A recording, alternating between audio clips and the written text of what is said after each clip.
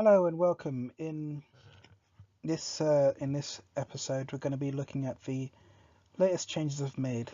Um, just to explain, I made things really complicated in the last video, and now this is me cutting back after a few drinking sessions. Uh, in the last drinking session, I went over how there'd be two decks, and you'd hack in the one deck for the Netrunner, for the net space, and one deck for the meat space.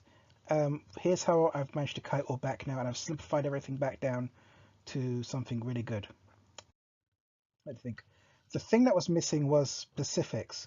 You had R&D, and the stack, and I think that by being more clear about the state you're in, you can do some amazing things. So as you can see here, you've got culture, which deals with like card size, hand size, and probably deck manipulation. Anything to do with cards is going to be with the culture.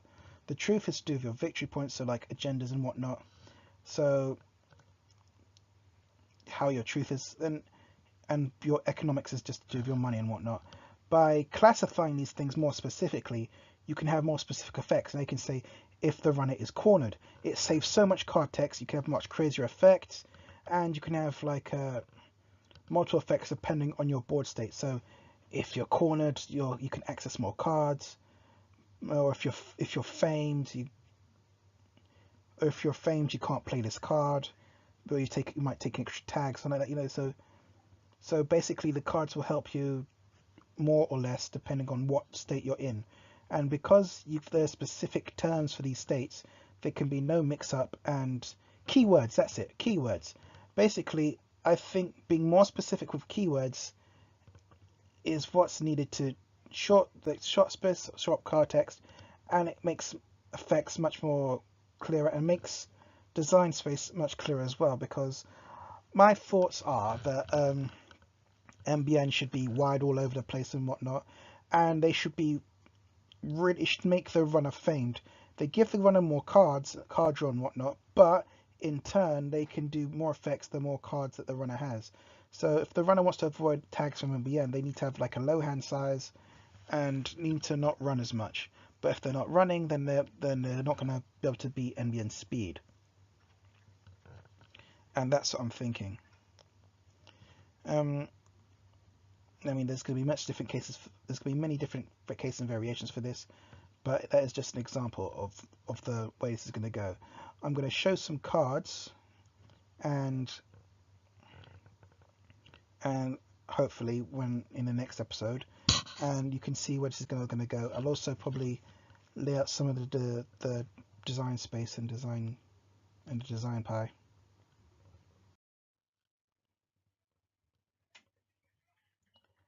Okay, so here we have some more things. I was talking about the keywords. Still need to come up with keywords for drawing cards, discarding cards, kind of like how you got net space and meat space. The reason why you're going to need this is because you don't want all effects to always trigger. You want people to have to think about their playstyle, and that's what I was trying to go for with all these complicated things and the net space and the meat space, which I still think should exist, by the way. Is you got to be very specific about what you do, because what you do will have an effect. Because if you make a meat run, then you would have performed a meat run action. So we'll need a term for that. If they hacked last turn, or if they patrolled last turn, just some term like that, then you can do X, Y, or Z, and it's gonna have really affect what the cards are going to do to you if you do these things. Of course, if you're passive and you just if you go dark, let's say, no running whatsoever. If you go dark and just start trying to install stuff and whatnot, that's going to be another faction. I'm thinking Wayland will deal with people who don't run. If you don't run and steal, or if you don't run or steal agendas, Wayland's going to come for you. So you're always going to be running, always going to be on the move. But then, because they might mix in some Jinteki or MBN cards, no, Jinteki or HB cards which deal with people who run a lot. And so again, that's the idea. You have to use these cards to balance each other out, and you've got to watch out for these terms that are going to come after you based upon what you do. And I think this is what was needed for the narrative context when I was trying to do all the story stuff, because there's going to be all these terms and keywords. that, oh, okay, oh, in this game I was doing this, this, and this. This turn I did this thing, I did this word, I was doing this. You could write a story and it could be understood by someone. Kind of like chess moves. And finally, decrypting and enacting. Now, instead of just advancing agendas now, what I'm thinking is that you have to just, instead of paying a click and a credit, you might have to play a clicker, you might have to play a click and a card. If you do that, then that's another type of advancement. You can do a click and a credit, or you could do or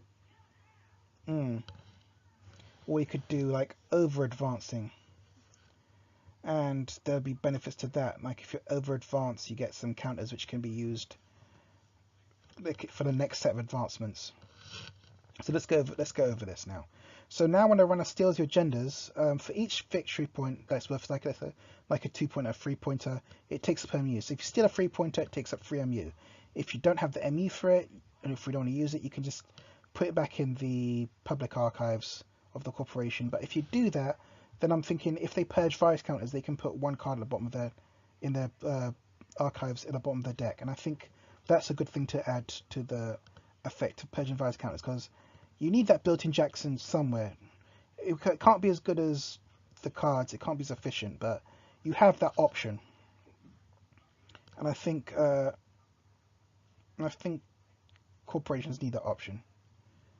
And I think the runner should just do something similar to that too, but we'll have to test this out. But definitely some kind of built-in Jackson function needs to happen for corporations.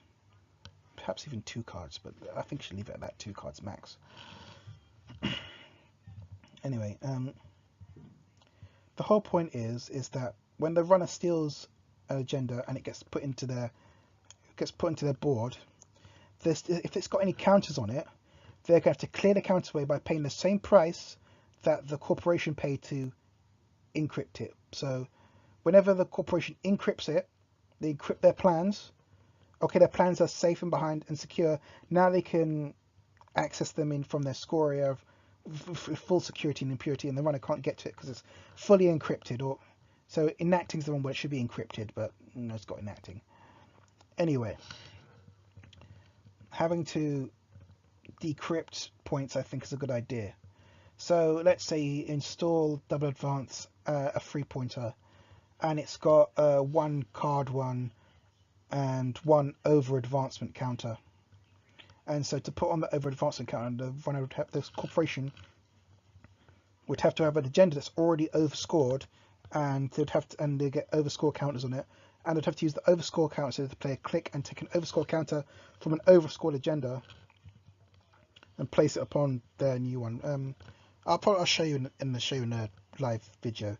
But basically, by doing that, the runner now has to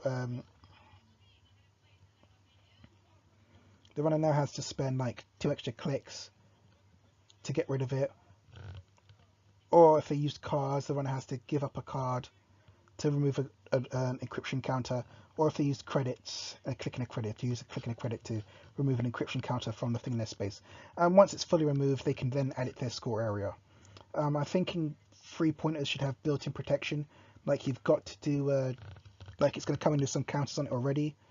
So if they don't, even if the corporation had no counters on it when they steal it, they still have to remove something to give the corporation time. It prevents this a 1-turn win thing unless the runner has the memory to keep all these agendas, and I think it's a good idea. So when I've made up some cards, you'll be able to see this in action. But that's the last idea there.